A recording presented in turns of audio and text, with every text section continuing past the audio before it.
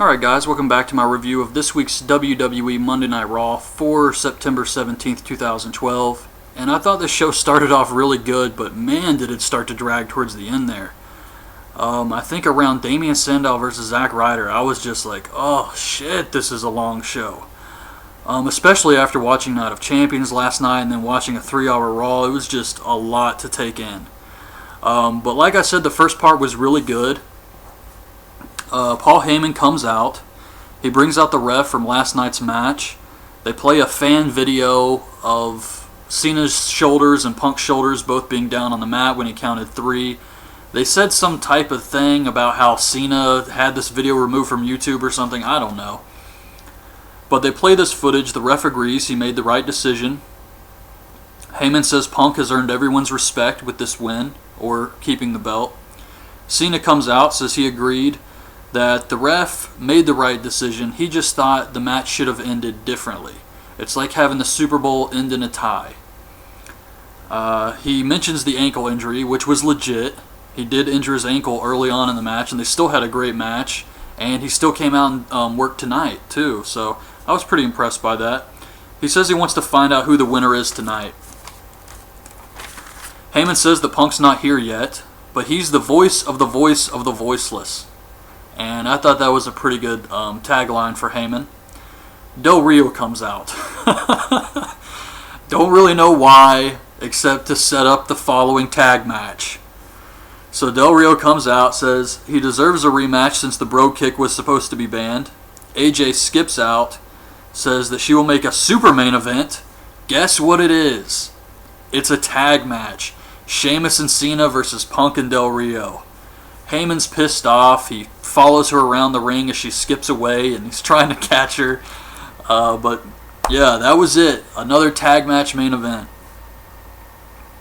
Michael Cole says there will be an interview with Lawler next week on Raw. He's back home. And on commentary tonight, we get JBL and Jim Ross. This was awesome. I knew that Jim Ross was supposed to be here for Raw, but I did not expect JBL. I was very happy that he came back to do one more show. I was just thinking, man, this guy is so good, especially in the Ziggler match. He's so good at putting the heels over. They could really use him on SmackDown. Now that Booker's the general manager, I would love to see JBL take his place on SmackDown and really pump that show up. But damn, he's good. Primo and Epico versus Sin Cara and Ray. Ray hits a double 619, even though he kind of misses Primo completely. And Sin Cara hits the Swanton and Epico for the win. Afterwards, the Primetime Players lay out Ray and Sin Cara. They're pissed that they lost their title shot. Darren Young kind of botched his promo, but Titus was great here. Eve versus Beth Phoenix with Layla on commentary. Stairway to Zeppelin left a comment on my review of Night of Champions where he had an idea that maybe Eve didn't lay out Kaitlyn and it was Layla. And I thought that was a great idea. And I was thinking, of course they would turn Layla heel, but they would have everybody accuse Eve. She gets frustrated, and then she goes after Layla for basically ruining her life. I thought that would be a cool way to kind of twist the angle up, since with it being Eve, it's just so predictable. And it reminds me of, everybody knows it's Eve at this point, unless they do some type of swerve. And it reminds me of Kane putting Undertaker in a vegetative state, where everybody knew it was Kane. So it was just kind of a cool idea, I thought. Anyways, Eve wins with a roll-up. Brodus Clay versus Heath Slater.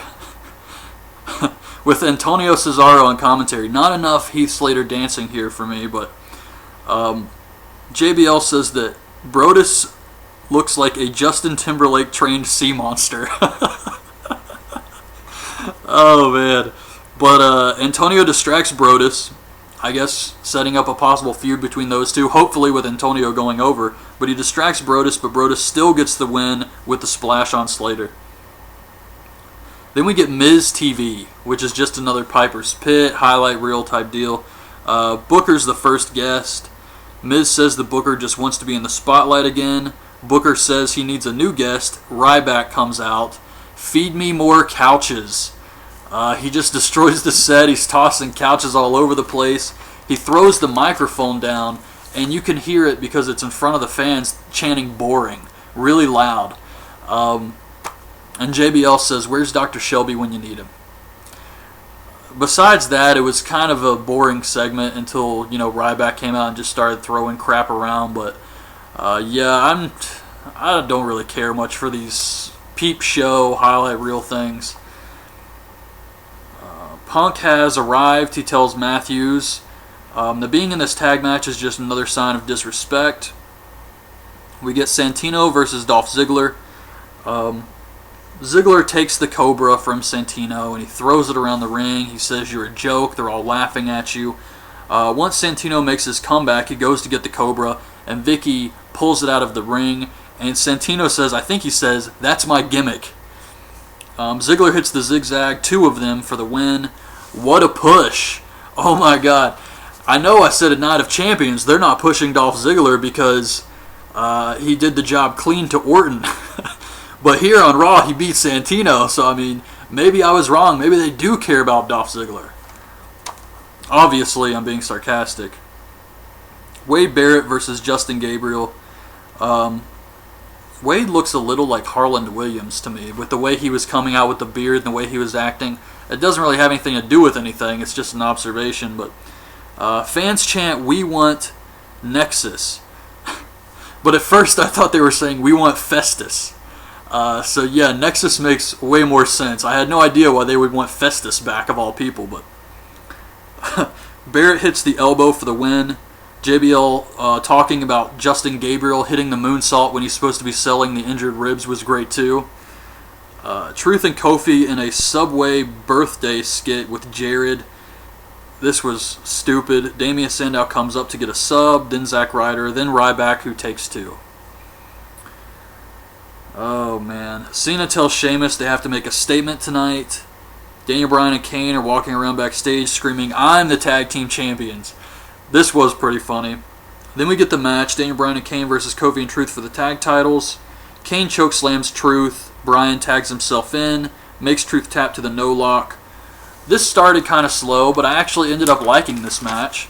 Afterwards, they argue with each other. Then they hug it out, and then they go back to arguing again.